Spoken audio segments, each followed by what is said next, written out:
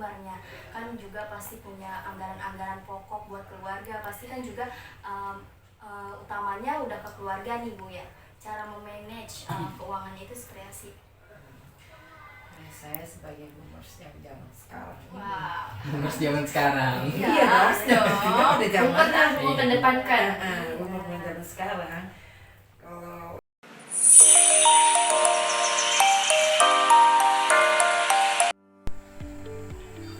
Halo guys, kali ini bersama gue Aulia Resti dalam acara podcast kita. Nah, acara kali ini kita kedatangan langsung nih dua narasumber dari generasi yang berbeda. Ada dari generasi zilenial dan ada dari generasi boomers. Kita bakal ngomongin nih tentang pengalaman hidup, era kebudayaan sampai dengan perbedaan sudut pandang dari generasi yang berbeda ini. Penasaran kan siapa aja sih yang jadi narasumber kita kali ini? Halo, kenalin, nama gue Fikri Fatur Rahman, umur gue 20 tahun dan gue Gen Z. Halo guys, perkenalkan nama gue Corina Fauzia, umur gue 20 tahun, gue dari generasi Zilenial.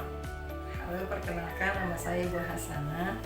Saya dari generasi boomer. Perkenalkan, nama saya Fatullah, umur saya 58, saya dari generasi boomer. Nah, menurut gue, Gen Z itu kan seumuran sama gue ya, dan gue juga termasuk Gen Z. Menurut gue Gen Z itu orangnya berpikiran dengan instan dan juga cukup boros dan kebanyakan so taunya sih kayaknya. Menurut gue generasi Zilenial itu generasi yang pengen banyak tahu hal nih. Generasi yang bisa dibilang generasi yang sotoy. Jadi generasi Zilenial ini pengen banget tahu keberadaannya. Pendapat saya tentang generasi zilenial, kalau menurut saya yang generasi boomer ini, yang sekarang ini tuh lebih bagus dan lebih kreatif ketimbang zaman ibu. Menurut saya generasi zilenial ya tergantung masing-masing orangnya ya. Mereka bisa nggak menggunakan kemajuan teknologi yang telah dicapai pada saat sekarang ini, dan bagaimana sikap mereka dalam menyikapi kehidupan yang zaman sekarang ini, yang zaman serba canggih. Mudah-mudahan dengan kecanggihan teknologi yang telah sampai pada masa ini dapat digunakan dengan sebaik-baiknya. Nah, kalau boomer sendiri sih, menurut gue, kalau boomer kan jauh ya, di atas gue beda dua generasi, ada boomer, milenial sama Gen Z. Kan selangnya satu tuh. Menurut gue boomer nggak terlalu dewasa banget sih, itu secara umur aja. Menurut gue nih dari gen boomer ini kaum yang kayak mementingkan atau berpatokan nih sama masa lalu atau Kalau menurut pendapat saya tentang generasi boomer saya seperti saya ini, sebetulnya sih saya merasa masih beruntung. Kenapa? Dari tahun yang dulu itu sampai anak-anak yang apa tadi namanya? Gen Z. Gen Z itu saya mengalami. Generasi boomer, kita berpendapat dalam kehidupan lebih mengutamakan kebersamaan di daerah kehidupan generasi itu, dan lebih bermasyarakat lagi, lebih menggunakan waktu dengan sebaik-baiknya untuk kepentingan dunia dan akhiratnya.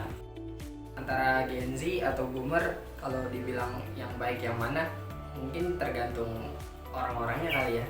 Kalau menurut gue generasi boomer atau generasi zilenial itu yang lebih bagus itu generasi boomer. Kalau generasi boomer itu mengambil keputusan secara bijaksana dibandingkan dengan generasi zilenial. Kalau generasi zilenial itu mengambil keputusan dengan tidak sesuai apa yang akan dia lihat.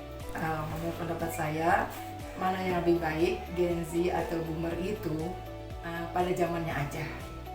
Kalau zaman sekarang baik, ya kalau menujunya memang baik ya baik. Kalau zaman dulu memang adanya ya teknologinya seperti itu, ya baiklah pada zaman itu.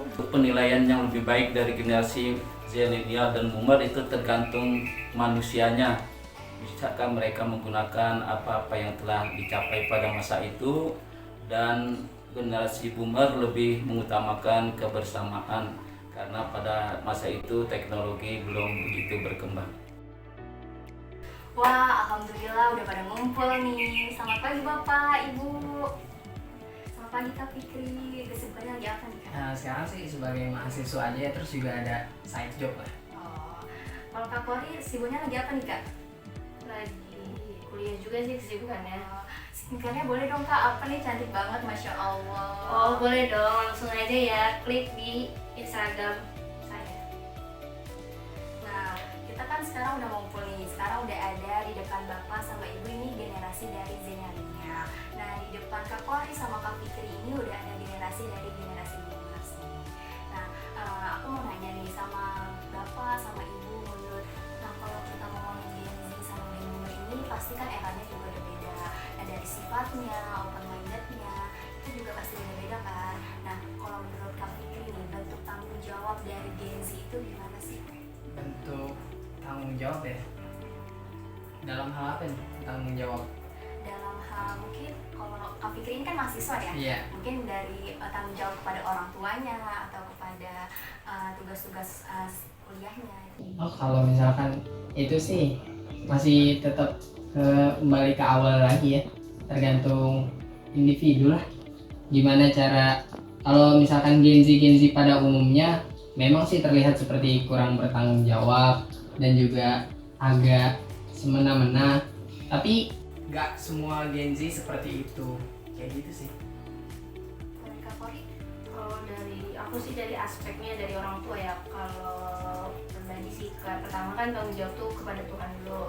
Kedua ke orang tua, karena kan aku juga kan masih kuliah, orang tua juga kan ngebiayain kuliah. Jadi aku tuh biar merubah sudut pandang orang tua melihat aku tuh jadi nggak ngasih mereka tuh sia-sia gitu, ngasih aku kuliah, ngasih uang kuliah. Nah dari situ aku pengen orang tua biar ngeliat diri aku tuh bisa ngerubah gitu, bisa ngasih kayak apa namanya, kayak Sama orang tua.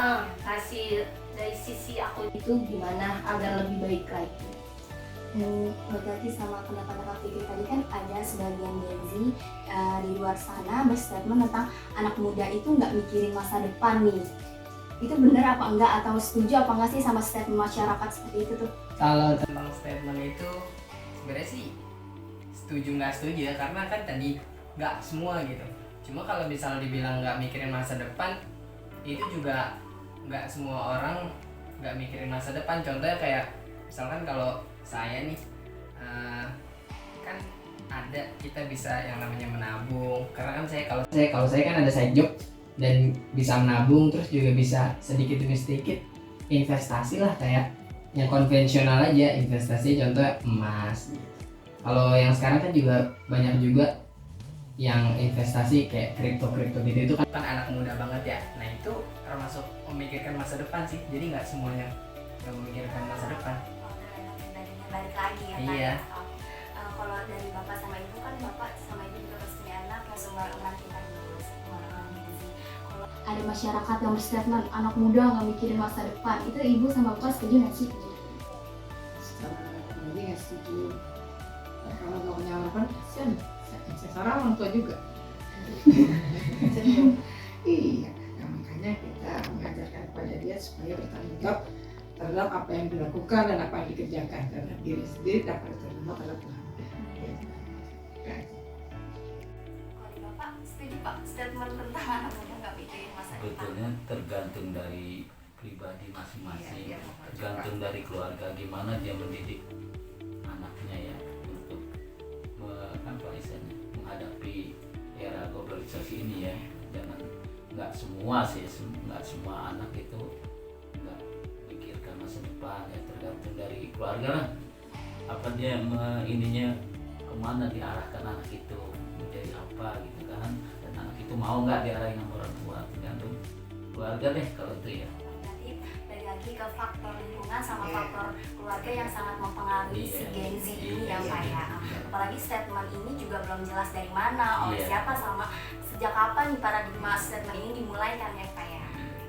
Mungkin ada penelitian yang bisa membuktikannya. Ya boleh nih kalau teman-teman ada penelitian.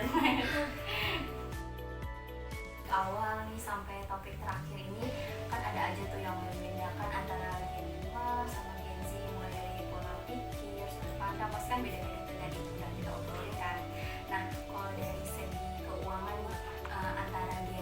pasti kaitannya sama era digital atau serba instan. Balik lagi tadi udah dibilangin sama ibu kan.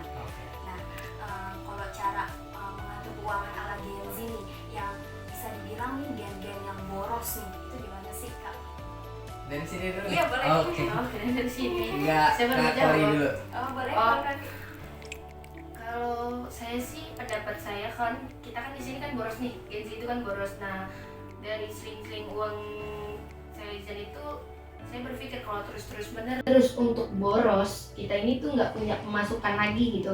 Jadi saya lebih baik uang yang saya misalkan punya 50.000 itu saya sisihkan lagi untuk menabung. Jadi kita punya uang untuk ya kalau di masa lalu lah, masa depan lah nanti kalau untuk kita mau beli apa, jadi kita nggak terlalu boros, ada tabungan untuk kita.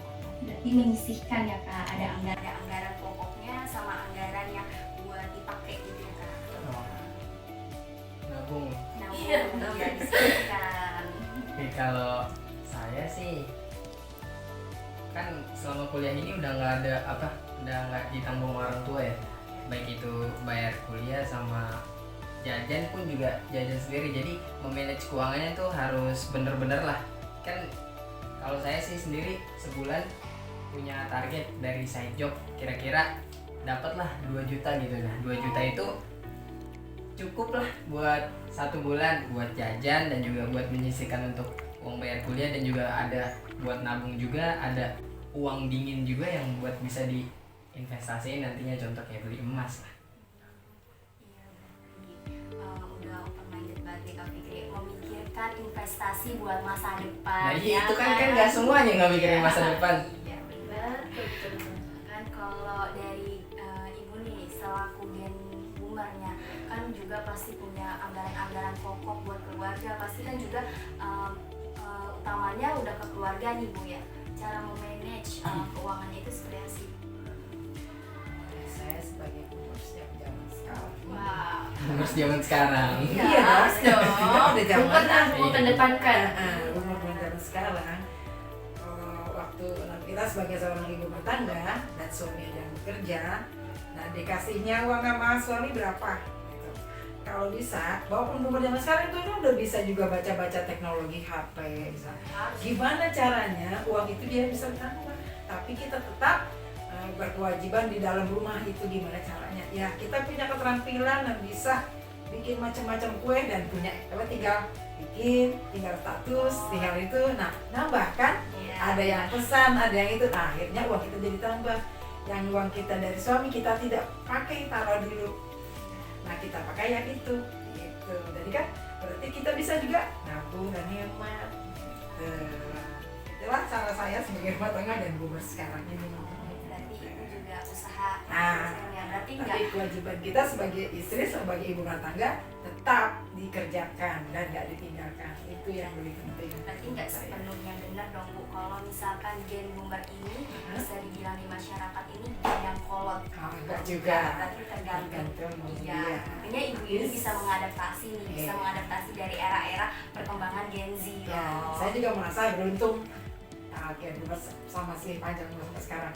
Kenapa? Kita masih mengalami zaman-zamannya Gen Z. Iya. Gitu. Tapi Gen Z belum bisa ngerasain. Ah iya itu. Boomer. Ya kan belum lahir. Iya, Kan yang lahir Sampai ke duluan, tempat baru kita. Iya. Ngalami main crossing, ngalami main tak umpet, sekarang udah bisa ngumpet di mana? Nggak ada. Main HP sekarang. Ya sekarang mainnya gitu. Ya itulah jadi kumpul tapi masing-masing. Kayak yang zaman sekarang, anak-anak sekarang. Beda sama kita. Kumpul yang benar-benar kumpul. Iya, tapi kan tetap bisa berkomunikasi lewat gadget itu. Memang tetap berkomunikasi, tapi pada dasarnya mereka ayo kumpul, tapi habis itu pada duduk masing-masing lihat HP. Apa gunanya ngumpul? Makanya ada peraturan pas ngumpul nggak boleh pegang HP gitu. Iya mesti gitu. Bapak mau nambahin mungkin tentang manage keuangan? Iya, kalau dalam memanage keuangan kita berpatokan pada itu ya, jangan lebih bisa pasak dari tiang ya. Itu istilahnya peribahasa yang mesti kita pegang ya. Kalau pemasukan kita sekian, kita belanjanya jangan lebih dari sekian. Itu aja supaya kita juga bisa menganggarkan kalau ada masalah-masalah yang mendadak butuh uang kita masih punya buat tabungan gitu kan. Itu aja sih kalau Ya itu lah gimana caranya dengan uang segini bisa ngapa jadi segini. Itu maksudnya. Kayaknya di sini udah nggak perlu belajar manajemen keuangan. Karena yang lebih berpengalaman adalah pengusaha Ya mereka. kita juga bisa manajemen keuangan. Berarti ada sisi kelebihan dan seperti antara Gen Z sama generasi milenial.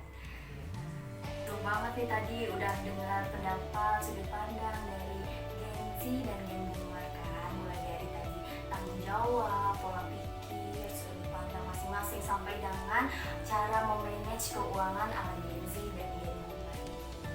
Podcast ini bukan untuk dibanding-bandingkan tapi untuk pembelajaran. Terima kasih loh Ibu, Bapak udah mau main-main ke podcast kita. Terima kasih juga Kak Fikri sama Kak Kori udah bersedia hadir Sama-sama. di podcast kita.